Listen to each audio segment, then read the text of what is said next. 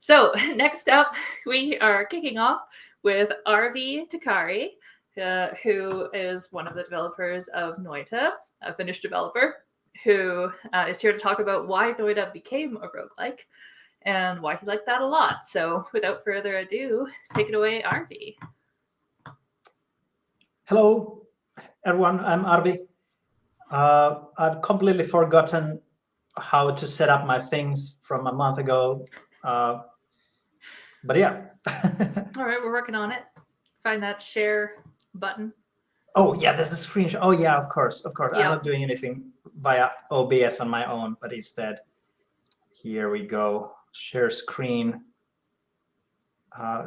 Okay, don't show me these tips again. There we go. Oh. Okay, there we sweet. go. All right, you're good. Yeah. And it's 30 minutes, right? So that I don't accidentally over. Yes, 30 minutes, and I will jump in as you're getting near the end to let you know. Okay, excellent. Yeah. Okay. Hello, everyone. As mentioned, I'm Arvi, and I was for a long time part of the Nolla Games team developing Noita, which ended up being a roguelite, but this wasn't always so. And I will tell you this dark and stormy story of the development process of Noita. Hopefully everything goes fine and you see what I see, or not what I see, but what I want you to see. The contents of this talk will be that I will quickly, introduce myself, introduce Noita, so for people who haven't heard of it before, go through kind of the development process quickly to explain kind of why it wasn't obvious that Noita would become a roguelite, and then a couple of other things, just kind of like what kind of issues affected this decision, why we chose to call it a roguelite and not a roguelike, and finally, why I was personally happy with this decision ultimately. But yeah, okay, is there... Okay, yeah, there is not actually a slide for what Noita is, so I will explain it here. Noita is a roguelite platformer with procedural terrain, not instant death, but like permadeath, and all that jazz. Maybe kind of a Spelunky-like in the basic idea, so that it's a platformer and you explore, you go deeper into a cave, and if you die, you have to start again. But with Noita, the kind of really big selling point is that the game has a pixel physics simulation, kind of like those powder toys you might have played around with like 10 years ago.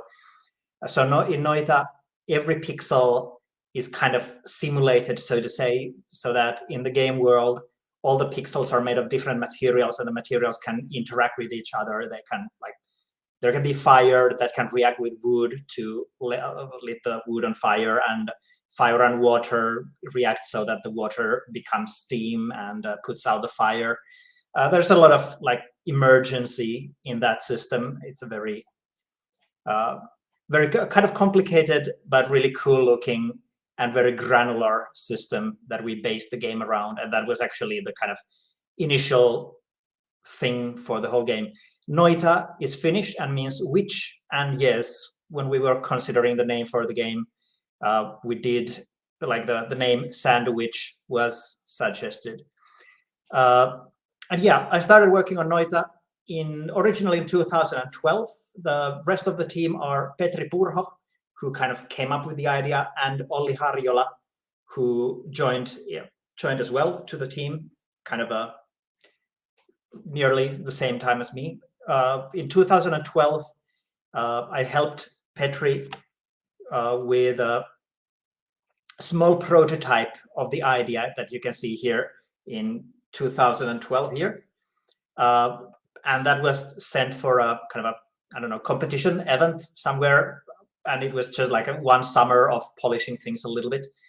And then in 2013, we started a proper development of a full game. And that's when me and Olli kind of properly joined. Petri and Olli handled the coding. Petri maybe concentrated slightly more on the like systems and such. Olli maybe concentrated slightly more on the like graphical coding, like shaders and stuff. But they shared a lot of jobs Olli, for example, implemented also the staining system and a lot of various things. My job was kind of doing the non-programming things.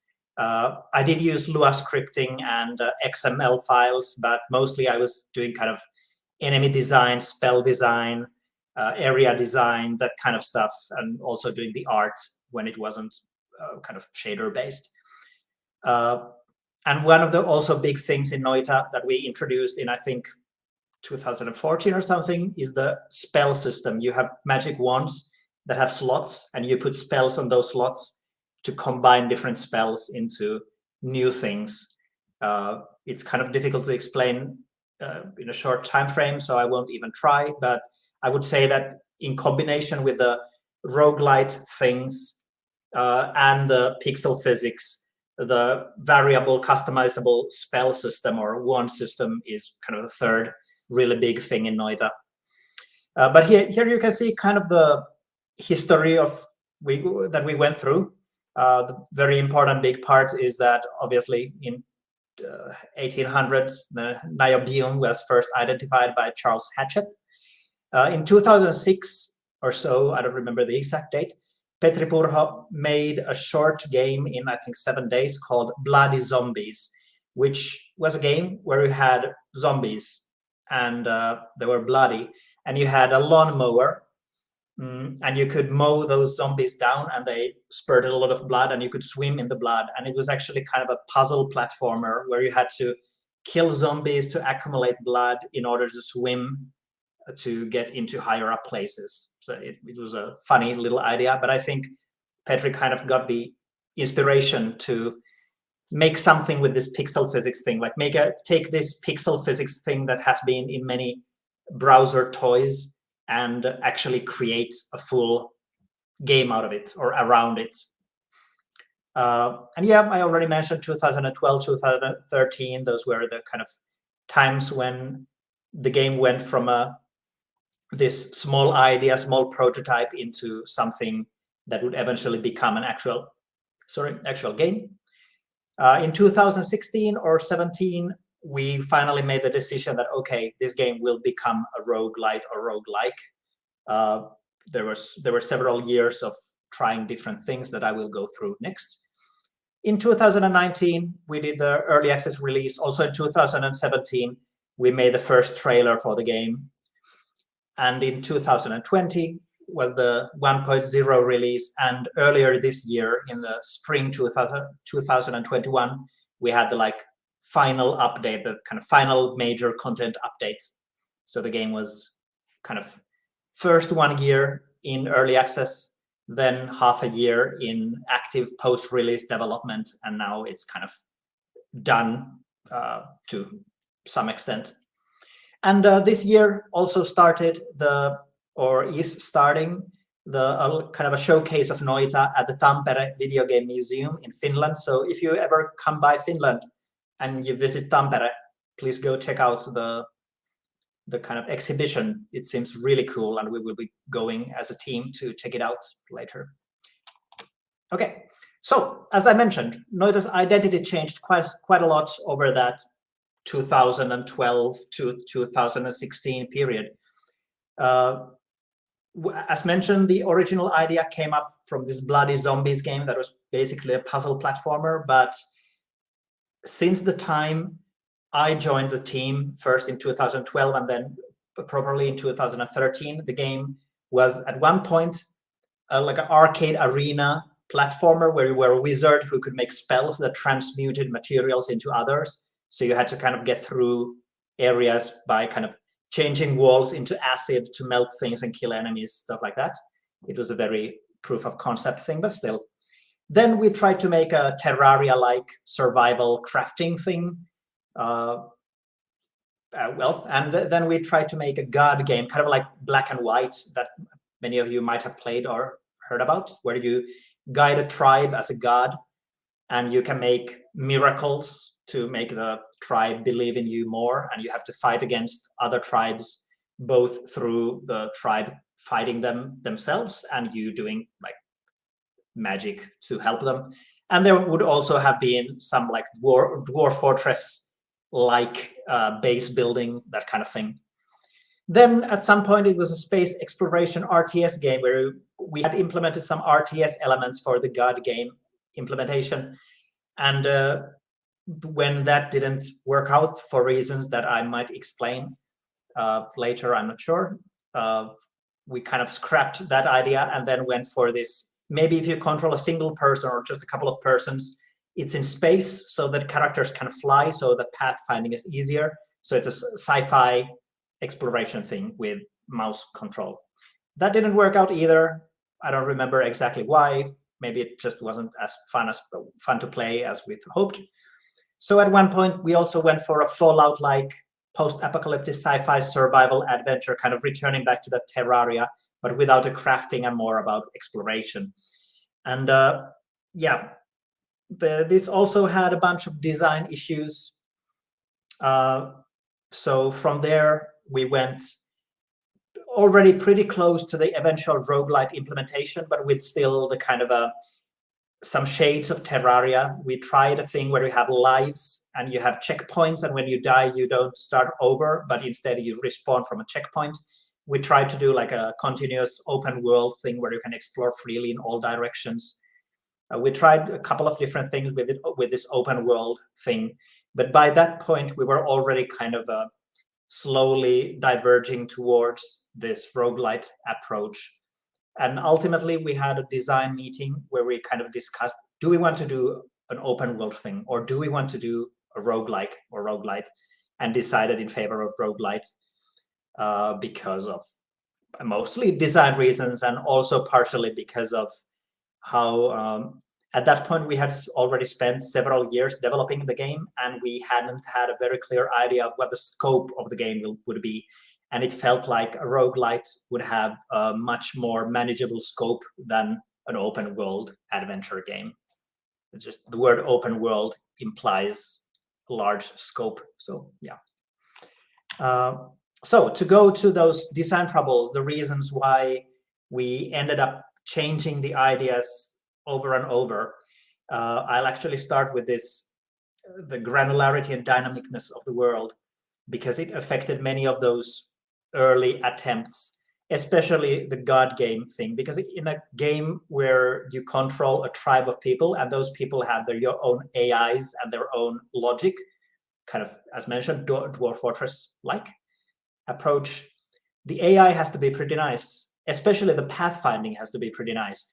And when you have a system where every pixel is simulated, every pixel can be dislocated and rearranged, and there can be sand falling and water pouring in different places, making a robust pathfinding system that doesn't slow down hugely is not trivial. Ollie did the most work on the pathfinding and did a really, really great job on making it kind of effective for what we wanted to do, but we ended up realizing that, especially with the tribe system where the members of the tribe have to use ladders to climb up or something like that, making a good pathfinding system was basically maybe not impossible, but too much.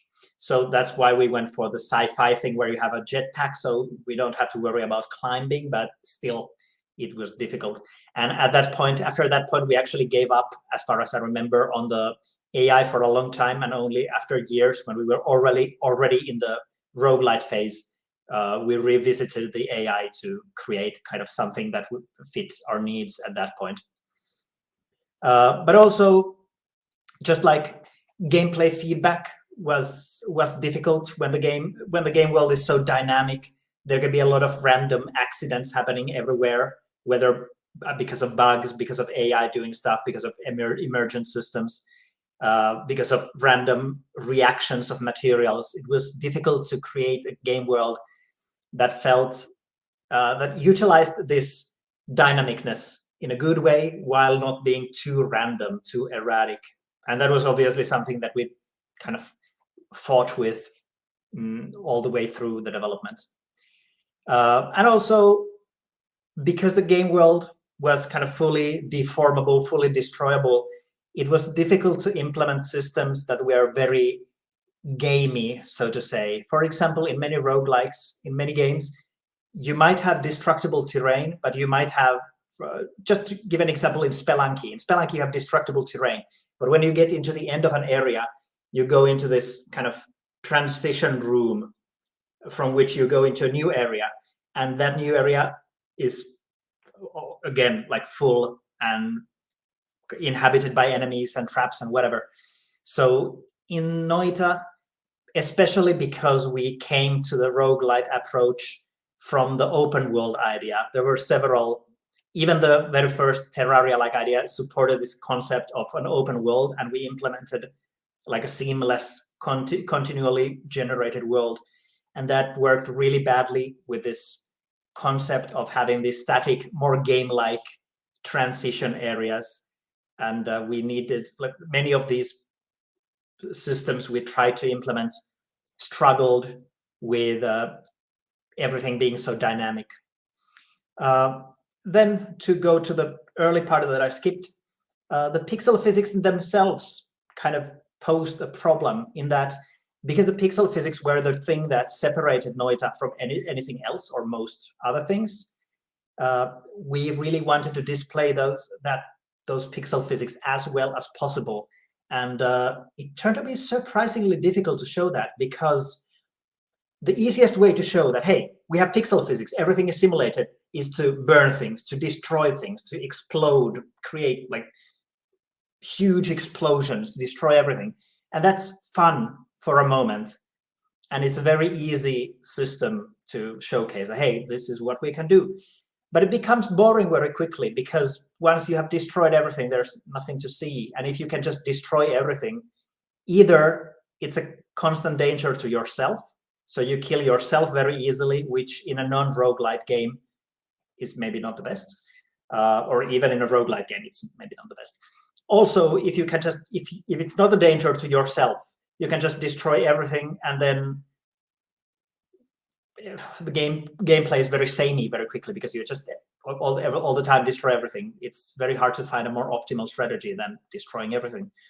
And even in that very first arcade arena wizard platformer, we noticed that transmuting everything into acid and dissolving everything was the most fun way to play, but also the most boring, because it meant that every arena was just like a melted down pile of garbage at the end of every level. So this was a big issue. Also, the reactions, the kind of, obviously something like wood burning, it's a very gamifiable reaction, but there are many reactions that are interesting in themselves that don't maybe integrate into gameplay very well. For example, ice freezing in cold temperature in contact with snow is something that makes sense. It's cool to have, but how to make an interesting gameplay thing out of that? Or just like sand pouring down, how do you make that interesting from a gameplay perspective, apart from like very niche situations? We wanted to have different kind of magical interactions as well. We really wanted to have a lot of different interactions. For example, you could have sodium, and if you combine sodium with water, the sodium explodes. All these different things, or having like a fungal soil, and if you pour water onto the fungal soil, it starts sprouting mushrooms. We had a lot of these ideas that were interesting, but only a very small part of them, very small kind of set of them, were immediately interesting from a gameplay perspective. So we had to constantly answer this question: how do we make the gameplay such that the player actually sees all this cool stuff that we have behind the scenes? Also, emergent systems were a difficulty, just in the sense of how do we take this pixel physics thing, and not only in terms of reactions and just the like gameplay being fun, how do we implement systems that work within the pixel physics simulation that create interesting gameplay decisions? Because in this kind of a system where everything is so granular and dynamic, it's very easy for things to be kind of random and beyond the kind of, well, you can have lava, you can pour water and lava to maybe harden the lava into rock, to make yourself a platform, or pour water on fire to put the fire out, or set wood on fire to make yourself a passage. There's these, again, these very simple, basic interactions that make sense and are in many games and also work in this game. But beyond that, what kind of systems can we have in the game that work seamlessly with other systems that are interesting, that affect the gameplay, and that the player will actually meaningfully be able to utilize? And finally, there's the workload, especially before we went for the roguelike implementation. I mentioned about the open world system. If you make an open world game, you're basically saying that, hey, I want to make a game where you can do anything. You can become the king. You can destroy the whole world. You can create a satellite that goes in orbits, and I don't know. Like, the workload increases exponentially very quickly when you start working on a open world thing with so much dynamicness and all these emergent systems overlapping and blah blah blah. And of course, this idea of making an open world game is very exciting. It gives a lot of inspiration, but it's very feature creepy. And just to give a small anecdote, there was the blacksmithing system where we thought it would be cool if you could dig a sword-shaped hole in the ground and pour molten metal into that hole. And when the metal set, you would get like a sword-shaped thing, and the game would recognize that and give you a sword. So you could like smith your own swords. That's a really, really, really cool idea. But implementing that without it being cheesable, without it being broken, even just the thing of how do you dig 1 pixel wide holes in the game where every pixel is simulated? How do you make that in a way that is not completely annoying in every single way? Turned out to be a huge hassle. So just the workload, keeping ourselves sane during this about 8-year progress, turned out to be a design problem. So finally, I guess I just want to give a couple more examples of these design problems. Kind of like, what was the problem with all of these pre-roguelite things, just to kind of more easily express why we ended up going with a roguelite. So I already mentioned from the arcade arena wizard platformer, it was a very proof of concept thing. It had a very simple answer to everything, just melt everything with acid. This was very far from being anything sensible. The Terraria-like survival had the problem where you kind of wanted to have items, kind of abstract items that are not part of the physics simulation. You kind of want to have that more abstract layer of gameplay, which ended up not showcasing the physics simulation as well as possible. It would have been difficult to do that. And it had the open world issue of all the possibilities going in every direction. Then was the God game.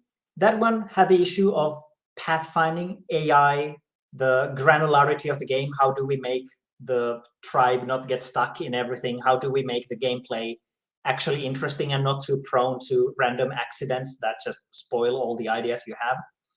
Also, just kind of, if you fight other tribes, do the other tribes have their own bases? Do they need to build something? Do they need AI themselves? How do we handle if the different tribes are attacking and there are like mountains in the way? How do we handle them, like scaling those mountains? There was a lot of issues. And that was the space exploration RTS. I don't even remember what the problems here were, but probably something similar to the previous one. And again, the open world, like, what is this game about? Can you move between planets? If you need to move between planets, do we need to generate different biomes in different planets? Blah, blah, blah. There was a lot of issues like that. Then was the Fallout-like post-apocalyptic thing. Oh no, 6-minute warning. Which had just more of the same. For example, we had buildings, and we thought it would be cool if you could go into the building, so they would be kind of on the background. Then we had to solve, what if you destroy the ground below the building? Do they suddenly become physical? Do they collapse? How do they collapse? Yeah, like all these we were constantly battling with. So finally, we ended up going with the roguelite because we thought this would solve many of these issues. So first of all, a roguelite had the assumption of some random factors. A roguelite kind of allows for some random things happening. Sometimes you're lucky, you get good items.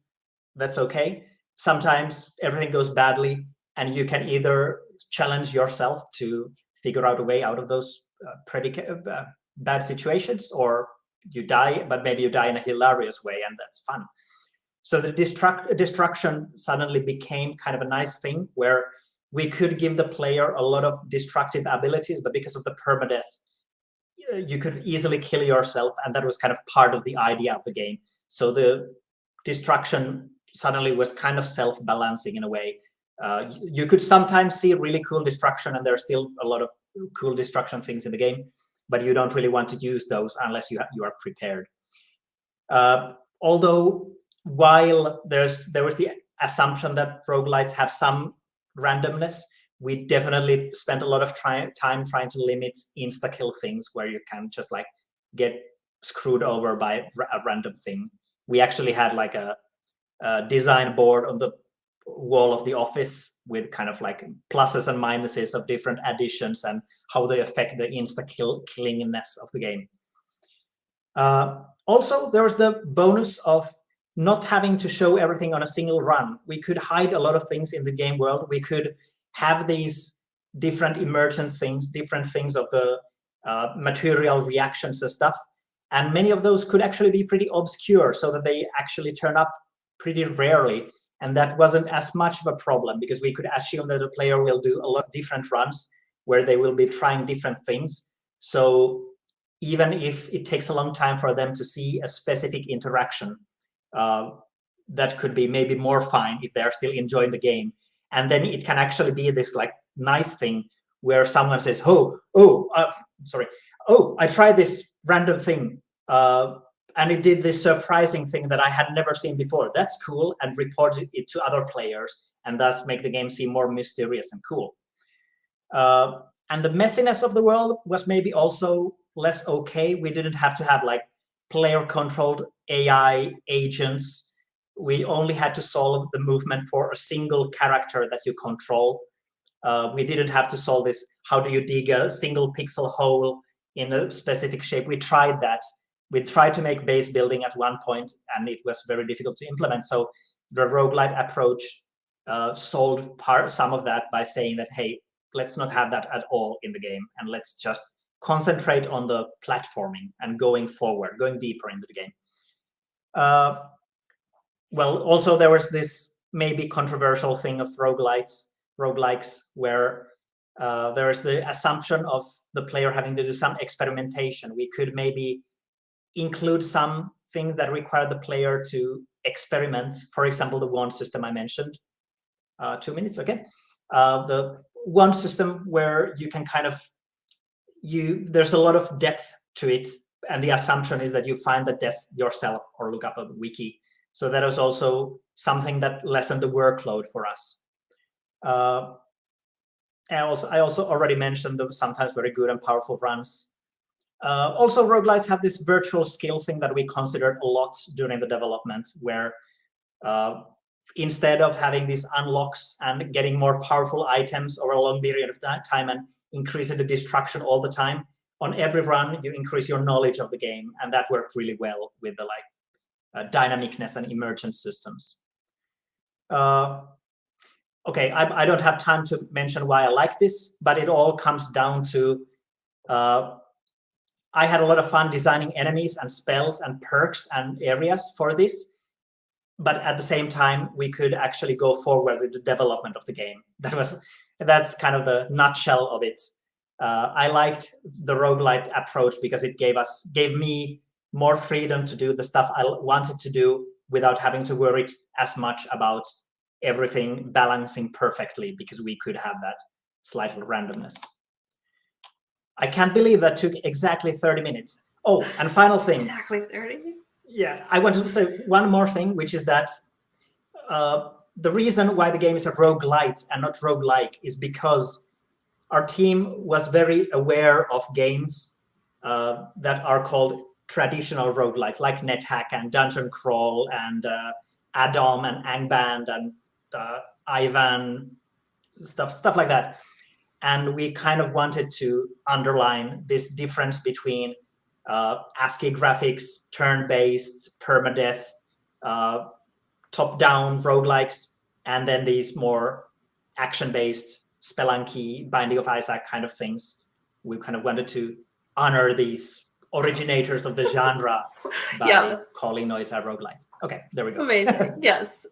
Great. I mean, yes, we basically got a little Q&A in as well. Thank you so much, Arvi.